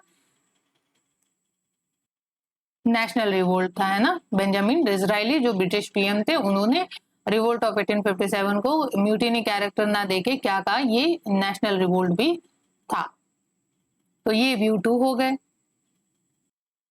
अब नेक्स्ट है आपके SN. Sen, representative historian, wrote a book name at 1857 and इनके 2 फेमस स्टेटमेंट है। जिस तरह का व्यू इन्होंने इस रिवोल्ट के लिए रखा वो स्टेटमेंट के रूप में मैं आपको बता देती हूँ कि इन्होंने कहा कि the battle which begin for the religious religion culminated into war of independence. The battle which began for religion culminated into war of independence. तो इन्होंने कहा कि जो रिवोल्ट था ये रिलीजियस कॉज की वजह से आउटबर्स्ट होता है। हमने देखा यहाँ पे ग्रीस कार्टरेज का यूज जो होता है फर्स्ट, वो एक रिलीजियस सेंटिमेंट को हर्ट करने वाला ही इंसिडेंट था। तो जो चीज रिलीजन फैक्टर की वजह से यहाँ पे अराइज होती है लेकिन उसका कल्मिनेशन या उसका एंड जो है वो किस तरह से होता है, वो वॉर ऑफ इंडिपेंडेंस का रूप ले लेता है। तो इन्होंने एस.एन. सेन ने भी रिवोल्ट ऑफ 1857 को वॉर ऑफ इंडिपेंडेंस कंसिडर किया और उन्होंने कहा कि ये एक रिलीजन के लिए जरूर आउटबर्स्ट हुआ था, लेकिन इसका जो बाद में कैरेक्टर है वो कंप्लीटली चेंज होके क्या हो जाता है, वॉर ऑफ इंडिपेंडेंस हो जाता है। वॉर ऑफ रिलीजन जो है वो वॉर ऑफ इंडिपेंडेंस हो जाता है। नेक्स्ट इनका स्टेटमेंट है कि mutiny was not inevitable in 1857 but it was inherent in the constitution of empire. तो नेक्स्ट स्टेटमेंट ये कहता है कि जो 1857 के अंदर जो रिवोल्ट हुआ वो इनएविटेबल नहीं था, अपरिहार्य नहीं था, यानी इसका जो होना जो था वो तय नहीं था कि 1857 में ये म्यूटिनी होगी। लेकिन जो ब्रिटिश पॉलिसी ऐसी रही जिन्होंने भारतीय लोगों को मजबूर किया, उनके अंदर ये रिसेंटमेंट उत्पन्न हुआ उन ब्रिटिश पॉलिसीज की वजह से, जिस वजह से 1857 के अंदर ये जो म्यूटिनी है वो इनएविटेबल हो गई। ठीक है, तो इनका कहना था कि 1857 के अंदर ये म्यूटिनी होना कोई तय नहीं था। ठीक है, ऐसा कोई तय नहीं था, लेकिन ब्रिटिश गवर्नमेंट और ब्रिटिश एम्पायर का जो कॉन्स्टिट्यूशन और पॉलिसी थी वो इस प्रकार से थी, इस तरह से ऑपरेसिव नेचर था उनका कि धीरे धीरे जो रिसेंटमेंट है वो बढ़ता गया, एग्रीवेटेड होता गया और फाइनली जो है इस रिवोल्ट के अंदर या इस म्यूटिनी के अंदर 1857 के अंदर आउटबर्स्ट होता है। तो ये एसएन सेन ने रिवोल्ट ऑफ 1857 के बारे में अपने व्यू रिप्रेजेंट किए। नेक्स्ट हम देखते हैं आरसी मजूमदार के, मजूमदार नहीं सॉरी मजूमदार है, आप स्पेलिंग करेक्ट कर लीजिएगा। मजूमदार जिनकी बुक है the sepoy mutiny and revolt of 1857। तो इनकी आरसी मजूमदार की बुक का नाम याद रखना, the sepoy mutiny and the revolt of 1857। तो आरसी मजूमदार ने अपने स्टडी और रिसर्च से ये व्यू रखा कि जो ये रिवोल्ट है जिसको so called first national war of independence की संज्ञा दी जा रही है या टाइटल दिया जा रहा है, it was not first. Okay, 1857 के अंदर जो ये first national war of independence आप कह रहे हो, it was not first and it was not national also and not war of independence. तो अब यहाँ पे कैसे कि नॉट फर्स्ट कैसे, आपने हमने इससे पहले भी रिवोल्ट देखे हैं, जैसे कि आप मानो तो ये क्या था, ये यही था ना कि ब्रिटिश सत्ता के अगेंस्ट कोई खड़ा हो रहा है। तो ऐसे तो फिर कई जगह पे जहां पे जैसे पंजाब का अनेक्सेशन देखो, सिंध का अनेक्सेशन देखो, सॉरी सिंध के अंदर तो नहीं, पंजाब के अंदर आप पूरी देखो कितने 5 युद्ध हो गए। तो वो भी जो सिख थे वो भी इन ब्रिटिश के अगेंस्ट खड़े हुए थे। आप महाराष्ट्र के अंदर जाके देख लो, एंग्लो मराठा वॉर देख लो, टीपू सुल्तान का अगर केस देखे मैसूर के अंदर तो मैसूर वॉर देख लो।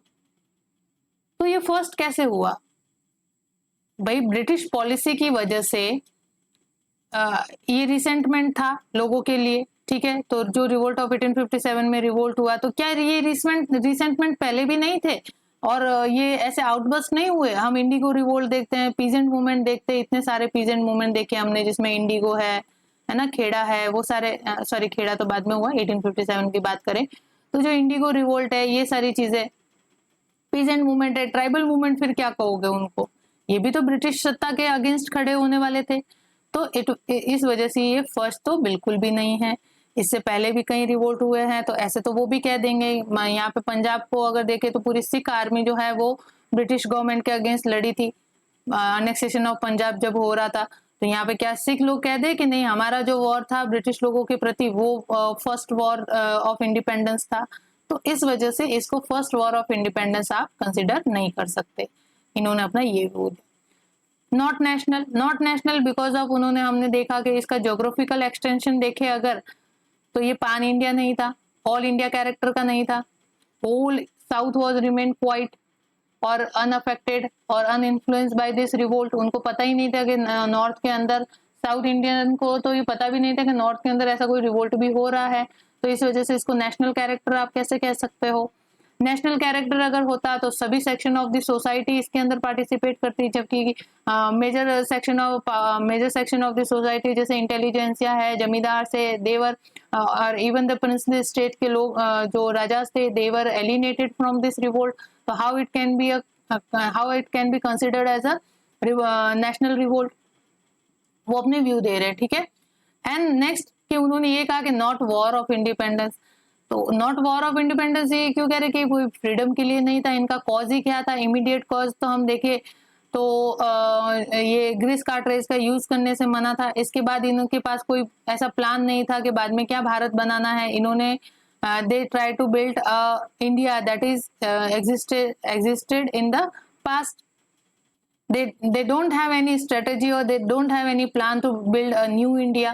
तो इस तरह से ये वॉर ऑफ इंडिपेंडेंस कैसे हो सकता है? और इनके अगर कॉज देखे तो इनके डिफरेंट मोटिव्स थे एंड डिफरेंट इंटरेस्ट के साथ ये एक दूसरे को ज्वाइन किए, तो उनका कोई कॉमन एम ही नहीं था। और रिवोल्ट के अंदर आप देखो तो जो पूरी की पूरी मॉब है वो अनडिसिप्लिन बिहेव कर रही थी, यानी सबको कोई मतलब ही नहीं था इंडिपेंडेंस से। They were just fulfilling their interest. जैसे चोर उचक्के वगैरह जो है, ये मॉब जो है वो कंप्लीटली लूटेरों की बदल गई थी। लूट जैसी जो एक्टिविटीज है वो बढ़ गई थी, यानी कंप्लीट लॉ एंड ऑर्डर का डिस्टरबेंस यहाँ पे देखने को मिला। तो इंडिपेंडेंस अगर होता तो वो अपने ही देश को नुकसान क्यों पहुंचा रहे होते वो मॉब या वो जो रिसर्जेंट्स थे वो। और यहाँ पे 1857 के अंदर अगर आप बात करो तो नेशनलिज्म की भावना का यहाँ पे उदय ही नहीं हुआ था, तो इसको आप वॉर ऑफ इंडिपेंडेंस कैसे कंसीडर कर सकते हो? नेशनलिज्म जो है वो 1857 के बाद देखने को मिला। तो इस तरह से आरसी मजूमदार ने जो है वो अपने व्यू यहाँ पे पेश किए। नेक्स्ट स्टेटमेंट इनका देखते हैं कि जो नेशनल इंपॉर्टेंस ऑफ 1857 के रिवोल्ट का है वो इनडायरेक्ट है और पोस्टीरियर है। It has been said that Julius Caesar dead was more powerful that he was alive and something can be said about revolt of 1857। इन्होंने कहा कि जो रिवोल्ट ऑफ 1857 का नेशनल इंपॉर्टेंस है वो इसके होने के बाद लोगों को रियलाइज हुआ। जब हुआ तब कोई ऐसी रियलाइजेशन नहीं थी कि ये वॉर ऑफ इंडिपेंडेंस है या हमारे देश को फिरंगियों की हुकूमत से आजाद कराने का है या जो अंग्रेजी हुकूमत है उसको यहाँ से भारत से बाहर भगाने का है। ऐसा कोई भी सेंटिमेंट वहां पे डेवलप नहीं हुआ था। ठीक है, तो इन्होंने एक संज्ञा दी कि जो जूलियस सीजर था रोमन एम्पायर का एक स्टेटमेंट। ठीक है, स्टेट्समैन। जूलियस सीजर जो था वो जब जिंदा रहा तब तक लोग जो है वो एसोसिएट नहीं हुए या एक साथ नहीं हुए अगेंस्ट दी कॉन्स्पायरेटर, जो वहां पे रोमन एम्पायर के अंदर ही अंदर जो कॉन्स्पायरेसी कर रहे थे अगेंस्ट जूलियस सीजर, उनके अगेंस्ट नहीं हुए। लेकिन जूलियस सीजर को जब इन कॉन्स्पायरेटर के द्वारा मार दिया गया, इसकी हत्या कर दी गई और उसके बाद कंप्लीट रोमन एम्पायर का डिसइंटीग्रेशन हो गया, तब लोगों को रियलाइज हुआ कि जूलियस सीजर जो था वो सही कह रहा था, हमको एक्यूमुलेट करने का काम कर रहा था। जूलियस सीजर हमको इन कॉन्स्पायरेटर के खिलाफ जो है वो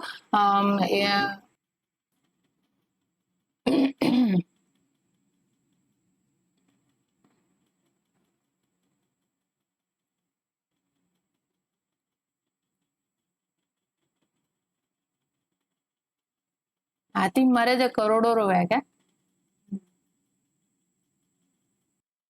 नेक्स्ट है आपके शशिभूषण चौधरी। Shashibhushan Chaudhuri representative historian.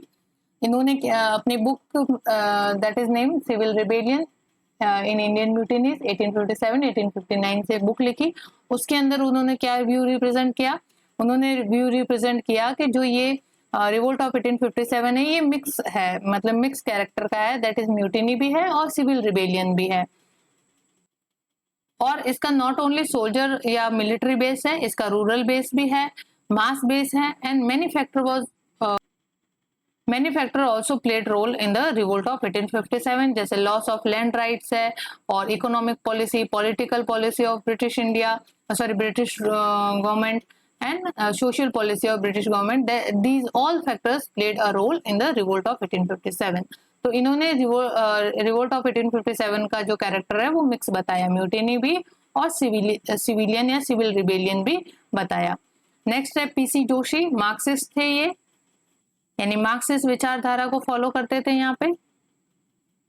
इनके बुक का नाम है रिबेलियन ऑफ 1857 अ सिंपोजियम। इन्होंने जो है मार्क्सिस्ट है, इस वजह से इन्होंने कौन से एस्पेक्ट को यहाँ पे कंसिडर किया होगा या उसको फोकस किया होगा? That is economic. तो इन्होंने पीसी जोशी ने रिवोल्ट ऑफ 1857 के इकोनॉमिक एक्सप्लॉयटेशन के वाले एस्पेक्ट्स को फोकस किया। किसको किया? इकोनॉमिक एक्सप्लॉयटेशन के एस्पेक्ट को यहाँ पे फोकस किया ड्यूरिंग द कॉलोनियल रिजीम। तो ये कुछ व्यू थे हमारे, जिन्होंने कुछ ब्रिटिश हिस्टोरियन ने रिप्रेजेंट किए और कुछ इंडियन हिस्टोरियन ने रिप्रेजेंट किए for the nature of revolt of 1857। अब यहाँ पे हम लेते हैं debate. These were also the part of debate and अब हम लेते हैं एज ए स्टेटमेंट के रूप में डिबेट कि जैसे revolt as a war of independence and nationalist. ये एक डिबेट का विषय है कि जो रिवोल्ट है वो वॉर ऑफ इंडिपेंडेंस है एंड वॉर ऑफ नेशनलिस्ट है। तो इसके जो हम पार्ट 1 पार्ट 2 यानी व्यू जिन्होंने इस चीज को सपोर्ट किया, जो लिखा हुआ है revolt as a war of independence and nationalist, उसको सपोर्ट किया, और इसका काउंटर व्यू भी देखेंगे जिन्होंने इसको सपोर्ट नहीं किया। तो पार्ट 1 के अंदर हम इसको देखते हैं जो इस व्यू को सपोर्ट करते हैं, यानी कि ये कंसिडर करते हैं कि जो रिवोल्ट ऑफ 1857 है वो वॉर ऑफ इंडिपेंडेंस है और नेशनलिस्ट है। तो उसके रिप्रेजेंटेटिव हिस्टोरियन है एसएन सेन, जवाहरलाल नेहरू, पट्टाभी सीतारामैया, अशोक मेहता, अबुल कलाम आजाद और वीडी सावरकर। ये सारे जो हिस्टोरियंस है इन्होंने रिवोल्ट ऑफ 1857, कुछ हिस्टोरियंस है, कुछ जो है एडमिनिस्ट्रेटर है, कुछ नॉर्मल सिविल लीडर है, उन्होंने इस रिवोल्ट ऑफ 1857 को वॉर ऑफ इंडिपेंडेंस और नेशनलिस्ट कंसिडर किया। क्या बेस बताते हैं वो अपने इस व्यू का कि इस वॉर के अंदर हिंदू मुस्लिम यूनिटी देखने को मिलती है, यानी not only Hindu soldiers but Muslim soldiers were also participate and fought along with the Hindu counter part. और यहाँ पे सारे के सारे जो सोल्जर्स थे वो कोई मुस्लिम तो नहीं थे, उसमें हिंदू भी थे और मुस्लिम भी थे, दोनों ने जाके यहाँ पे बहादुर शाह सेकंड को अपना पॉलिटिकल लीडर घोषित किया। तो क्यों घोषित किया? यहाँ पे हिंदू मुस्लिम यूनिटी थी तभी तो घोषित किया, अदरवाइज जो मुस्लिम सोल्जर्स थे वो ओनली इस एक्शन को परफॉर्म करते, हिंदू मना कर देते, वो हिंदू कहते कि नहीं हमारे पेशवा वगैरह को हम पॉलिटिकल लीडर बनाएंगे। तो इस तरह की चीजें नहीं थी, तो इस वजह से हम ये कह सकते हैं कि ये वॉर ऑफ इंडिपेंडेंस था। तो यहाँ पे हिंदू मुस्लिम यूनिटी देखने को मिली आपको, कोई यहाँ पे कम्युनलिज्म जैसी भावना नहीं थी। इसका सोशल बेस था, यानी सारे के सारे लोगों ने इसमें पार्टिसिपेट किया था। इनका कहना था कि डिपोज जमींदार से, राजा है, जो पीजेंट है, ट्राइबल है, each section of the society took part in this revolt. और इस रिवोल्ट का क्या एम था कि ब्रिटिश रूल का यहाँ पे एंड करना है। हिंदू मुस्लिम यूनिटी का मेन यहाँ पे आपको एग्जांपल देखने का मिलता है कि Bahadur Shah Zafar declare as emperor of India, है ना। और चपाती एंड लोटस जैसे जो सिंबल्स है, जो रिवोल्ट के सिंबल थे, वो उनको डिस्ट्रीब्यूट किया गया, जो कि सिंबल ऑफ यूनिटी कंसिडर किए गए। लेकिन अभी भी जो है, मैं एक और बात बता दूं कि चपाती और लोटस का जो डिस्ट्रीब्यूशन है वो सस्पिशियस ही है कि भाई लोटस और चपाती क्या रिप्रेजेंट कर रहे हैं। लेकिन जो ये हिस्टोरियन है जवाहरलाल नेहरू और एसएन सेन जैसे लोग, वो इनको बता रहे हैं सिंबल ऑफ यूनिटी, ठीक है। तो अपने इस व्यू को सपोर्ट करने के लिए ये बेसिस ये प्रोवाइड करवा रहे हैं। और इन्होंने कहा कि इसका जो ज्योग्राफिकल एरिया अगर देखो तो वो भी वाइडर था, वाइडर ज्योग्राफिकल एरिया के अंदर ये स्प्रेड हुआ। तो इस वजह से हम कह सकते हैं कि वॉर ऑफ इंडिपेंडेंस और नेशनल वॉर है। तो अपने व्यू को सपोर्ट करने के लिए इन हिस्टोरियंस ने या इन रिप्रेजेंटेटर ने ये बेसिस बताए। लेकिन अब हम इसका देखते हैं काउंटर व्यू कि सच में ये रिवोल्ट ऑफ 1857 है, उसको क्या revolt war of independence consider किया कर सकते हैं, क्या वॉर ऑफ नेशनलिस्ट कंसिडर कर सकते हैं या नहीं कर सकते। अब यहाँ पे काउंटर व्यू के अंदर वही आरसी मजूमदार जो है उनका व्यू जो है वो रिप्रेजेंटेटिव हिस्टोरियन बनते हैं इसके काउंटर व्यू के लिए। और इन्होंने क्या बताया कि भाई इसको किस तरह से मैंने अभी आपको डिस्क्राइब किया था आरसी मजूमदार का व्यू, इन्होंने काउंटर व्यू देते हुए क्या बेसिस रखे कि ये जो था ये म्यूटिनी थी ओनली, ठीक है, कोई वॉर ऑफ इंडिपेंडेंस नहीं था, कोई नेशनलिस्ट वॉर नहीं था, ये जस्ट अ म्यूटिनी थी। और इसके अंदर भी ये टोटल जो ऑल इंडियन सोल्जर्स थे they did not participate in that, ठीक है। ओनली जो बंगाल नेटिव इन्फेंट्री थी उसके सोल्जर्स द्वारा ही ये रिवोल्ट किया गया। इस वजह से ये कंप्लीट म्यूटिनी कैरेक्टर का था, कोई सिविल रिबेलियन या फिर सोशल बेस इसका नहीं था। इन्होंने ये चीज बताई। And it acquired a character of civil rebellion, but इन्होंने ये भी कहा कि सिविल रिबेलियन जो है ये कैरेक्टर भी उन्होंने अपनाया इस रिवोल्ट ने। But most of the classes जो थी, various section of the society के जो लोग थे, दे डिड नॉट पार्टिसिपेटेड। जैसे ट्रेडर्स थे, मर्चेंट्स थे, एलाइड क्लास थी, इंटेलिजेंसिया देख लो आप, जमींदार थे, जो और इवन प्रिंसली स्टेट के जो राजा थे उन्होंने इन चीज से पार्टिसिपेट नहीं किया। तो रिवोल्ट ऑफ 1857 जो है वो नेशनल वॉर तो नहीं था, ना इंडिपेंडेंस वॉर ऑफ इंडिपेंडेंस था। ये म्यूटिनी के रूप में शुरू हुआ था। और इसमें भी म्यूटिनी के अंदर भी देखो तो सारे सोल्जर्स थे वो इन्होंने पार्टिसिपेट नहीं किया था। तो इसको कंप्लीट म्यूटिनी कहना भी थोड़ा सा डिफिकल्ट हो जाता है, because only Bengal native infantry के जो सोल्जर थे उन्होंने ही पार्टिसिपेट किया। देन इसका सिविल रिबेलियन भी कंसिडर कर सकते हैं, लेकिन फिर वापस वही के सिविल रिबेलियन के अंदर भी जो बहुत सारे जो क्लासेस थी इंडियन सोसाइटी की वो इससे एलिनेटेड रहती है। और जो एलिनेटेड रहते हैं उन्होंने किनको सपोर्ट किया, यहाँ पे ब्रिटिश लोगों को सप्रेस किया, टू सप्रेस दिस रिवोल्ट। तो यहाँ पे इंडियन इंडियन वर्सेस इंडियन ही लड़ रहे हैं, इंडियन वर्सेस इंडियन ही लड़ रहे हैं। तो इसको आप नेशनल वॉर कैसे कह सकते हो? नेशनल वॉर तो तब होता ना जब कंप्लीटली इंडियन सोसाइटी है वो अगेंस्ट किसके हो जाती? ब्रिटिश रूल के। लेकिन यहाँ पे तो कुछ लोग जो है वो इंडियन ब्रिटिश लोगों को यहाँ पे सपोर्ट कर रहे हैं, ऐसे इंडियंस जैसे जमींदार, ट्रेडर्स, मर्चेंट, ये सब एलाइड क्लासेस है, वो सब ब्रिटिश लोगों को सपोर्ट कर रहे हैं। तो यहाँ पे ब्रिटिश इंडियन मिलके इंडियन के अगेंस्ट हो रहे हैं, यानी ऐसे देखे तो इंडिया वर्सेस इंडिया ही हो रहा है। तो इस वजह से इसको war, first war of independence या नेशनल वॉर नहीं कह सकते, या वॉर ऑफ नेशनलिस्ट नहीं कह सकते। नेशनलिस्ट सेंटिमेंट जो है अभी भी डेवलप यहाँ पे नहीं हो रखा है, इस वजह से तो इंडिया वर्सेस इंडिया हो रहा है। अदरवाइज तो यहाँ पे कंप्लीट इंडियन एक तरफ होते और वो सब किसके अगेंस्ट होते? ब्रिटिश रूल के अगेंस्ट होते। तो हम कह सकते थे कि यहाँ पे जो है नेशनलिस्ट सेंटिमेंट जो है वो अराइज हो चुका है, या नेशनलिस्ट सेंटिमेंट के साथ ये रिवोल्ट लड़ा गया था। और इसका स्प्रेड भी आप देखो तो दैट वाज नॉट पान इंडिया, जैसे कि जवाहरलाल नेहरू वगैरह और एसएन सेन बता रहे हैं कि इसका जो ज्योग्राफिकल एरिया है वो वाइड स्प्रेड था। ऑब्वियसली अगर नॉर्थ साइड में देखो तो इंडिया बहुत बड़ा है। आप अगर ईस्ट से वेस्ट की तरफ चलो, पंजाब तक चलो, from the north east area, तो आपको बहुत बड़ा लगेगा इंडिया। लेकिन उसका दूसरा पार्ट भी, सब कॉन्टिनेंट पार्ट भी तो है, दक्षिण वाला भाग भी तो है। तो सदर्न इंडिया के अंदर आपको इसका कोई भी इफेक्ट देखने को ही नहीं मिलता है कि 1857 का यहाँ पे कुछ असर देखने को मिला। तो इस वजह से आरसी मजूमदार कहते हैं कि completely whole south was remain quiet during this revolt of 1857। तो हाउ कैन यू से कि this is the war of nationalist और वॉर ऑफ इंडिपेंडेंस? ये पान इंडिया भी नहीं था, it's just confined to the north India only.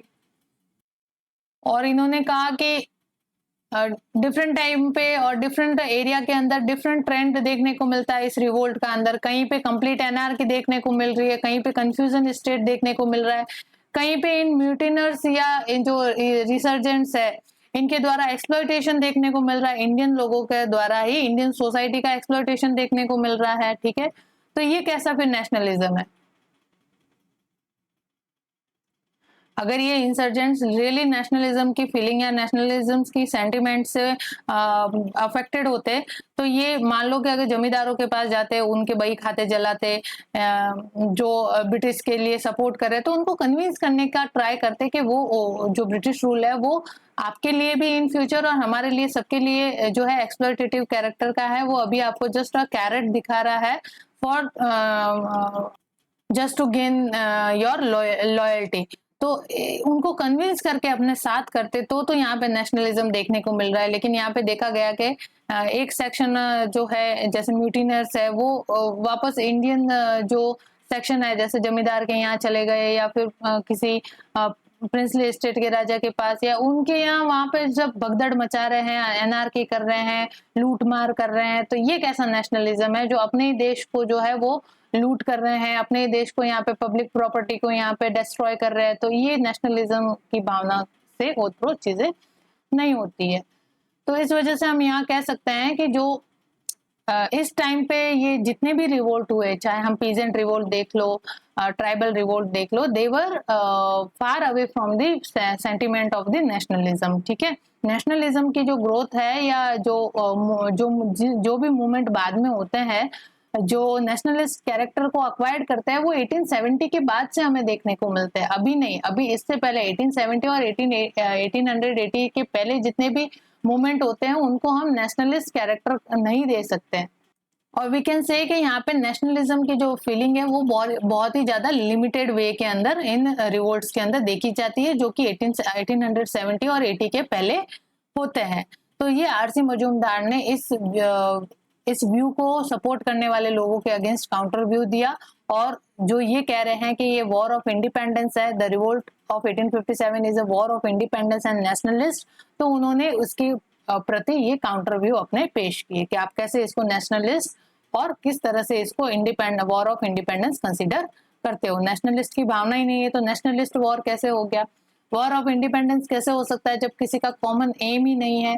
ठीक है, कोई कॉमन मोटिव से लड़ ही नहीं रहा है, सब अपने अपने पर्सनल इंटरेस्ट और पर्सनल जो ग्रीवेंसेस है उनके कारण यहाँ पे सब लोगों ने अपने हाथ मिलाए हुए हैं।